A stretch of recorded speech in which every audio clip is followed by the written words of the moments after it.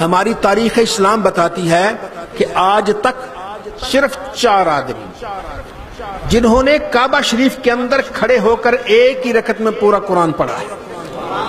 وہ کعبہ جس پر غلاف ہوتا ہے، وہ کمرہ جس پر غلاف ہے، جس کے ایک کونے پہ حجر اسود نصب ہے، اس کمرے کے اندر آج تک 4 آدمی ہوئے ہیں، 5واں نہیں، کل 5واں ہو بھی سکتا ہے، لیکن ابھی تک 4 ہوئے ہیں۔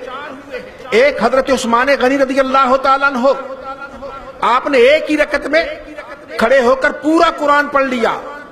پھر اس کے بعد حضرت تمیم داری رضی اللہ تعالیٰ عنہ، یہ بھی صحابی رسول ہیں، انہوں بھی ایک رات میں کھڑے ہو کر پورا قرآن پڑھ لیا۔ حضرت سعید بن جبیر رضی اللہ تعالیٰ عنہ، آپ نے بھی ایک رکعت میں پورا قرآن پڑھ دیا۔ اور چوتھے امام اعظم ابو حنیفہ رضی اللہ تعالیٰ عنہ، آپ نے بھی ایک رکعت میں پورا قرآن پڑھ دیا ہے۔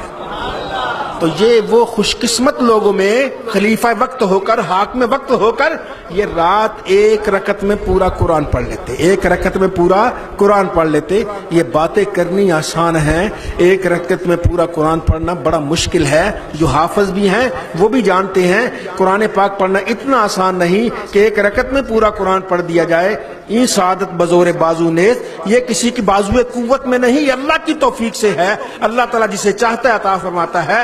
تو حضرت عثمان غنی رضی اللہ تعالیٰ عنہ ایک ہی رکعت میں پورا قرآن پاک پڑھ جاتے تھے۔